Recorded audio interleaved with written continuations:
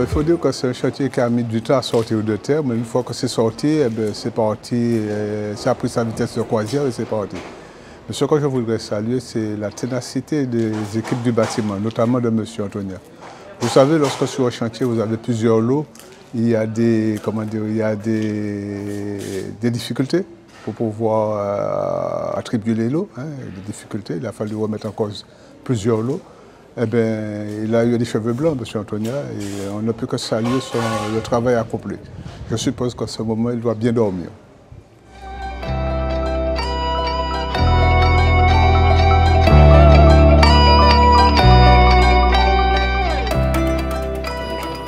Aujourd'hui, moi je dis que je suis satisfait de voir la réussite de ce projet parce qu'on a attendu, ça a pris du temps pour démarrer. Et, comme a dit mon collègue M. Brichol, monsieur Aurel a dû se battre pour trouver des entreprises. Mais aujourd'hui, je crois qu'on doit être satisfait de voir cette réalisation. Et les parents aussi, parce qu'il y a beaucoup de parents ici aujourd'hui à Pelletier qui attendent l'ouverture de cette école. Aujourd'hui, c'est un plus pour la ville. La ville s'est engagée et je peux dire que nous sommes tous satisfaits.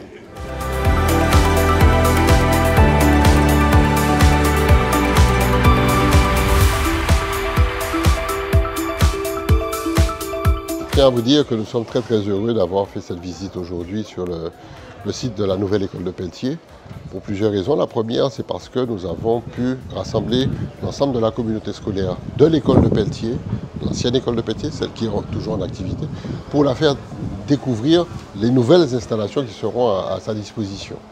Cette équipe a bien compris les efforts de la ville pour construire une école moderne, une école ouverte, une école basée sur le respect de la climatologie naturelle, mais aussi dans le respect des risques naturels que nous subissons en Martinique. C'est une école moderne, mais qui sera aussi, et c'est ce que j'ai dit à l'équipe pédagogique, qui sera peut-être aussi un modèle de ce qu'on veut adapter comme nouvelle école pour le Lamentin, dans le cadre de l'utilisation des nouvelles technologies, dans le cadre d'une école plus flexible, plus ouverte, etc. Donc, cette visite était très importante et elle fixe le cadre de la fin du chantier que nous avons prévu probablement pour le mois de septembre et qui nous projette ensuite avec l'équipe dans la construction du transfert de l'ancienne école vers la nouvelle école pour une ouverture aux enfants que nous prévoyons pour la reprise de l'école après les vacances de Noël.